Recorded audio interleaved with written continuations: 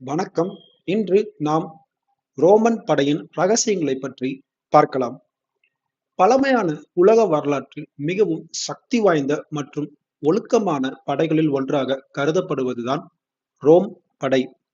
சிறிய நகரமாக ஆரம்பித்த ரோம் உலகின் மிகப்பெரிய பேரரசாக வளர்ந்தது. அதற்கு பின்னால் இருந்த மிகப்பெரிய காரணம் ரோமன் படையின் சக்தி மற்றும் அதன் ரகசியங்கள்தான். ரோமன் படை வெற்றி பெற்றதற்கான முதல் முக்கிய காரணம் ஒழுக்கம். ஒவ்வொரு ரோமன் சிப்பாயும் கடுமையான பயிற்சியை பெற்றவராக இருந்தார்கள். அவர்கள் தினமும் பல மணி நேரம் உடற்பயிற்சி செய்தார்கள். ஆயுதங்களை பயன்படுத்தும் பயிற்சி, ஓட்டம், குதிப்பு மற்றும் போர்க்கள பயிற்சி ஆகிய தினசரி வாழ்க்கையின் ஒரு பகுதிகளாகவே இருந்தது. ரோமன் சிப்பாய்கள் சாதாரணமாக 20 முதல் 25 ஆண்டுகள் வரை படையில் சேவை செய்தார்கள்.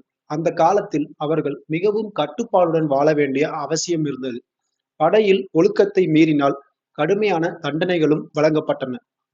ரோமன் படையின் மற்றொரு முக்கிய ரகசியம் அதன் அமைப்பு.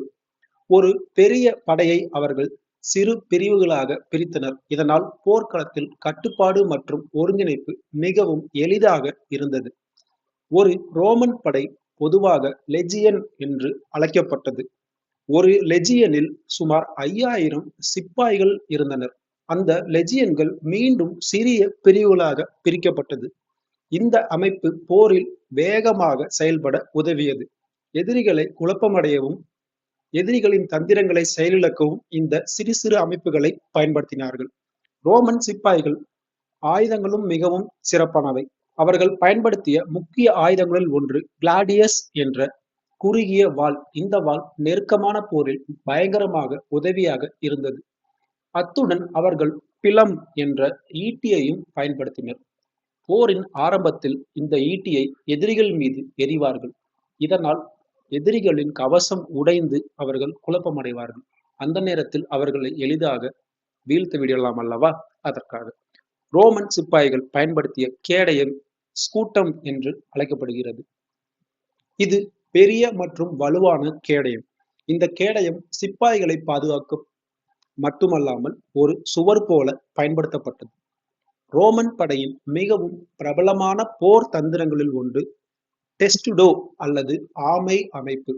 இந்த அமைப்பில் சிப்பாய்கள் தங்கள் கேடயங்களை மேலேயும் முன்பும் ஒரு பாதுகாப்பு கூரை போல் அமைப்பார்கள்.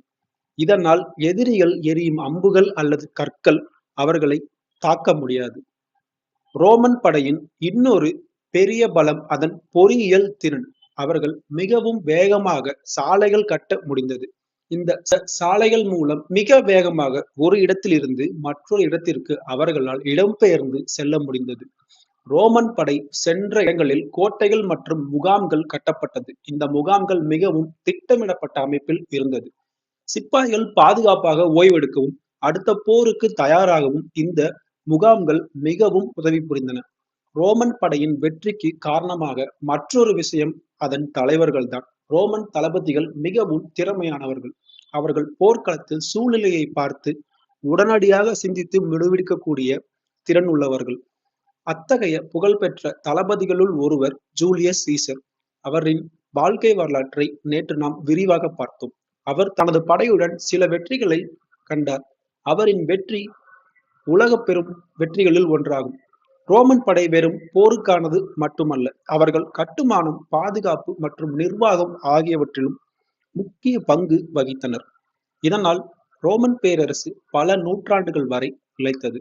ரோமன் படையின் மிகப்பெரிய ரகசியம் அதன் ஒற்றுமை. ஒவ்வொரு சிப்பாயும் தன்னை விட தனது படையை முக்கியமாக கருதினார்கள்.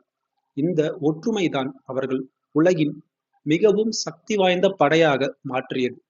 அதனால்தான் வரலாற்றில் போர்கள் வந்தாலும் பேரரசுகள் வந்தாலும் போனாலும் ரோமன் படையின் புகழ் இன்னும் மறையாமல் அப்படியே இருக்கிறது.